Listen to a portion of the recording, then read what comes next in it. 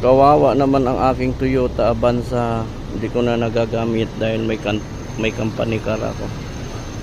Ayan, nilumot na.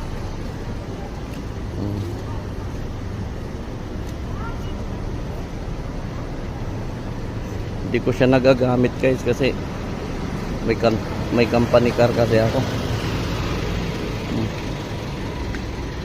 So nung pinaandar ko, ayaw nang umi-start. Buti na lang may stock akong battery. So iikot ko muna. Kawawa naman si Toyota Avanza ko, tatampo. Iikot muna namin ni Mrs.